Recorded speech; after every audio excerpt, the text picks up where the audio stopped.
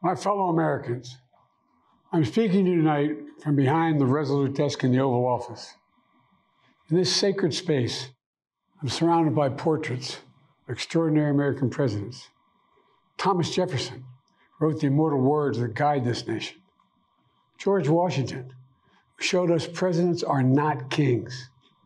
Abraham Lincoln, who implored us to reject malice. Franklin Roosevelt, who inspired us to reject fear. I revere this office, but I love my country more. It's been the honor of my life to serve as your president. But in the defense of democracy, which is at stake, I think is more important than any title. I draw strength and I find joy in working for the American people. But this sacred task of perfecting our union is not about me. It's about you, your families, your futures. It's about we, the people. We can never forget that. And I never have. I've made it clear that I believe America is at an inflection point. One of those rare moments in history when the decisions we make now will determine our fate of our nation and the world for decades to come. America's going to have to choose between moving forward or backward, between hope and hate, between unity and division. We have to decide, do we still believe in honesty, decency, respect, freedom, justice, and democracy? In this moment, we can see those we disagree with not as enemies, but as fellow Americans. Can we do that? Does character in public life still matter? I believe I know the answer to these questions because I know you, the American people. And I know this, we are a great nation because we are good people. When you elected me to this office, I promised to always level with you, to tell you the truth. And the truth, the sacred cause of this country is larger than any one of us. And those of us who cherish that cause, cherish it so much, the cause of American democracy itself, must unite to protect it. You know, in recent weeks, it's become clear to me that I need to unite my party in this critical endeavor. I believe my record as president, my leadership in the world, my vision for America's future, all merited a second term. But nothing can come in the way of saving our democracy. That includes personal ambition. So I've decided the best way forward is to pass the torch to a new generation. That's the best way to unite our nation. You know, there is a time and a place for long years of experience in public life. There's also a time and a place for new voices, fresh voices, yes, younger voices. And that time and place is now. Over the next 6 months, I'll be focused on doing my job as president. That means I'll continue to lower costs for hardworking families, grow our economy. I'll keep defending our personal freedoms and our civil rights, from the right to vote to the right to choose. I'll keep calling out hate and extremism. Make it clear there is no place in America for political violence or any violence ever, period. I'm going to keep speaking out to protect our kids from gun violence. Our planet from climate crisis is the existential threat. And I will keep fighting for my cancer moonshot so we can end cancer as we know it because we can do it. And I'm going to call for Supreme Court reform because this is critical to our democracy, Supreme Court reform. You know, I will keep working to ensure America remains strong, secure, and the leader of the free world. I'm the first president in this century to report to the American people that the United States is not at war anywhere in the world. We'll keep rallying a coalition of proud nations to stop Putin from taking over Ukraine and doing more damage. We'll keep NATO stronger, and I'll make it more powerful and more united than any time in all of our history. I'll keep doing the same for our allies in the Pacific. You know, when I came to office, the conventional wisdom was that China would inevitably surpass the United States. That's not the case anymore. And I'm going to keep working to end the war in Gaza, bring home all the hostages, and bring peace and security to the Middle East and end this war. We're also working around the clock to bring home Americans being unjustly detained all around the world.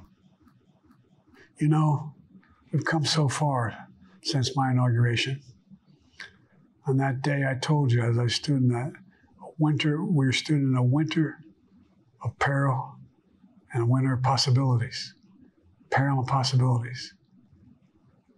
We were in the grip of the worst pandemic in the century, the worst economic crisis since the Great Depression, the worst attack on our democracy since the Civil War. But we came together as Americans, and we got through it.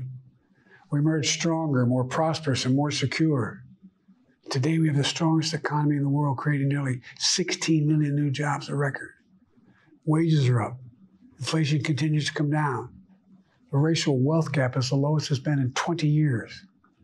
We're literally rebuilding our entire nation, urban, suburban, rural, and tribal communities.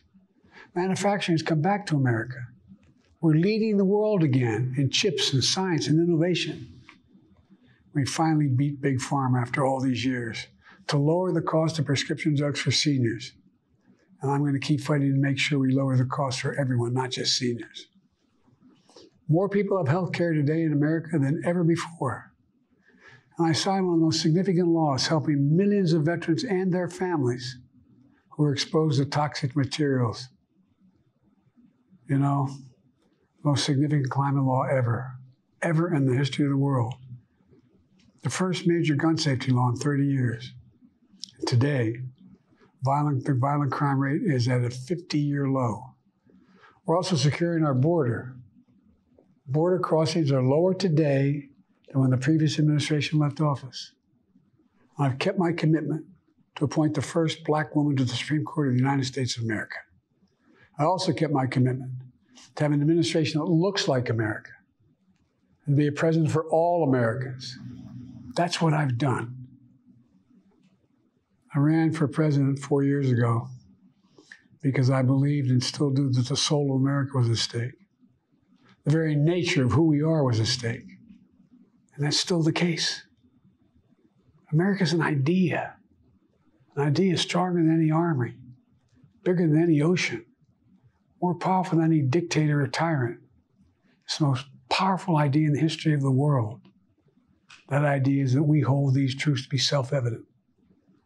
We're all created equal, endowed by our Creator with certain inalienable rights: life, liberty, pursuit of happiness. We've never fully lived up to it, to this sacred idea, but we've never walked away from it either. And I do not believe the American people will walk away from it now. In just a few months, the American people will choose the course of America's future. I made my choice. I've made my views known. I would like to thank our great Vice President, Kamala Harris.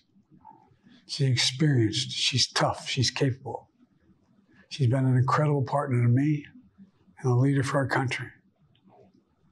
Now the choice is up to you, the American people.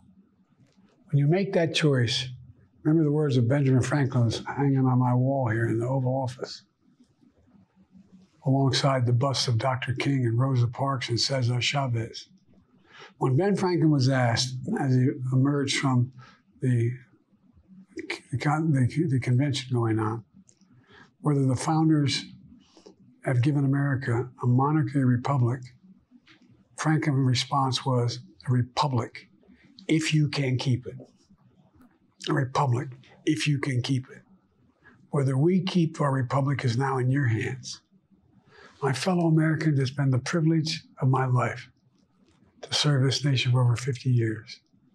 Nowhere else on earth could a kid with a stutter, from modest beginnings in Scranton, Pennsylvania, and Claymont, Delaware, one day sit behind the resolute desk in the Oval Office as President of the United States. But here I am. That's what's so special about America. We're a nation of promise and possibilities, of dreamers and doers, of ordinary Americans doing extraordinary things. I've given my heart and my soul to our nation, like so many others. I've been blessed a million times in return with the love and support of the American people. I hope you have some idea how grateful I am to all of you. The great thing about America is here, kings and dictators do not rule, the people do. History is in your hands. The power is in your hands.